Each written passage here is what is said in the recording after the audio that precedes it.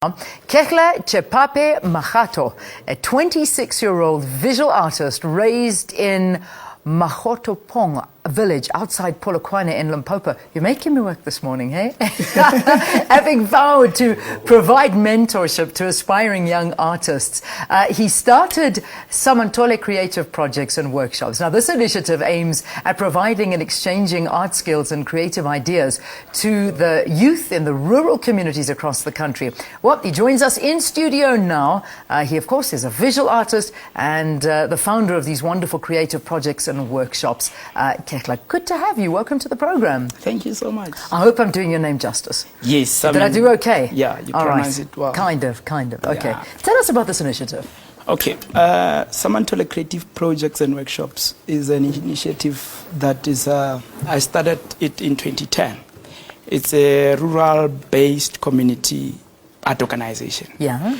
And it aims at giving art education and basic skills to rural communities where I identify them and I recruit young people from the identified location. And I invite them to attend a week-long workshop. So in these workshops, what we're doing is that we are teaching these young people art, basic skills of art, drawing, painting. We do tie and dye. We also do book binding as well. Yeah. And at some stage, we also do a poetry session or like a sort of a book club where I gather them around and we read a particular poem and we start discussing about it. Fantastic. I mean, we're seeing some of the pieces on screen at the moment, and I mean, these are talented young artists. I mean, talk to me about something like that. Okay. This piece is from my my second solo exhibition. But this is yours? Yes. So this is one of your pieces? This is one of my pieces. Beautiful. It's from a series called Offense. Okay. So here I'm looking into the lives of the orphans of the people who died in Marikana. Okay. So it's an orphan series. Yeah. Yeah. Fantastic. Let's go on to another picture there. All right. So this is this is one of yours as well. Yes. So tell me about this one. This one is from a series of executives. So in the show, I was looking at different segments of what transpired in Marikana. Yeah. So I was looking at the executives, the widows, the orphans, and there is this other piece called, this one is from the Whirlwind series. Yeah. So here I'm talking about the voices because I went to Marikana in February. Yeah. As part of research on my work. And when I was walking on the ground where these people were killed, I then heard some voices that were shouting to me, like, or talking to me, but I couldn't comprehend the actual meaning or the actual message that they were trying to put across, but they were like voices. Then it inspired this series and the second solo show, which was called Voices from the Copy. Amazing. So I wanted to understand the meaning and what the voices were saying to me. Yeah. So I mean, this is looking at your work, and I mean, your work is absolutely phenomenal. Here's another one, obviously again influenced by Marikana, one of the miners over there. Yes. So this is your work, but you have really taken it upon yourself to give back. Yes. Which is really it's commendable, and I mean, I think that's absolutely fantastic. So why have you decided to do this initiative? Leanne, I was brought up by a community, and as I grow up, I believe that I owe it to the community to be where I am and to have achieved whatever little that I've achieved. So me giving back to the community in a form of, it's not only giving back, because when I do workshops, I'm learning in the process because I'm working with different individuals. They are young, but there are things that they know that I do not know. So in a process, I learn. So I'm somebody who's very passionate about community development. Yeah. And that has inspired me to start Samantole. And so far we've had 3 annual workshops, and I'm going to do another one in Tsanin in Tzaneen in Limpopo from the 8th to the 12th. So I love youth. I believe that is some youth are a group of people that we need to tap into and invest more on their future. And how are you doing? I mean, in terms of this wonderful work that you are putting out, how are you doing?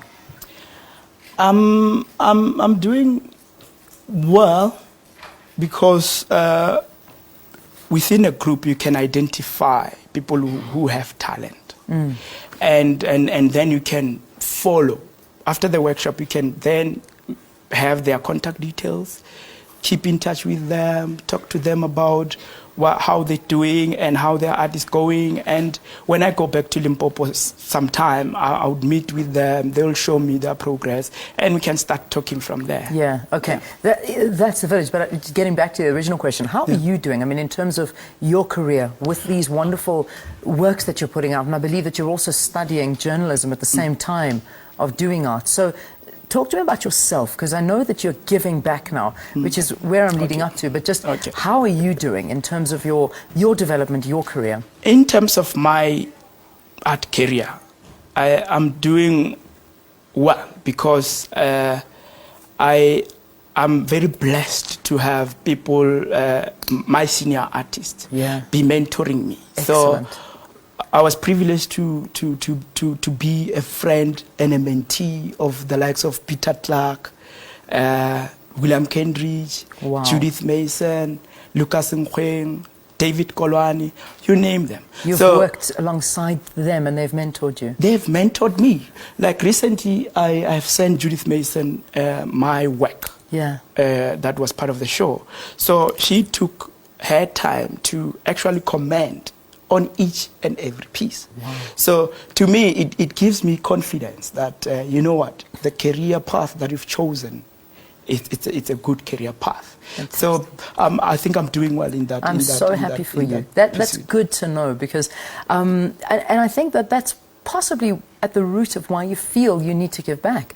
You've been given so much and you need to give back. Exactly. When I came to Joburg in 2008, I met people who were very willing to mentor me, to let me grow, to allow me to grow. People like Mike Alfred, who mentored me with my poetry. People like Anne Gordon, who she mentored me in different phases of my career and my idea of starting Samantole. Actually, she's the one who encouraged me to actually nurture Samantole. Because I came up with this idea and she said, okay, cool, now I want to challenge you. Draw a budget for this so that you can fundraise. I didn't know anything about budget. So then I had to go to my table and draft a budget, go back to her, and she'd say, okay, cool, this you did it wrong, this you did it right, so do it this way. So in a way, I've been growing in that process. Well, we wish you the best of luck, and you just keep growing from strength to strength, because your work is absolutely phenomenal. It really is. I mean, you've got a talent that is very hard to come by, and I wish you all the best. I'd love to see your art hanging in the major galleries around the world, which they definitely deserve, alongside the likes of William Kendridge. And good luck to all of your students that you're mentoring and you're helping along the way.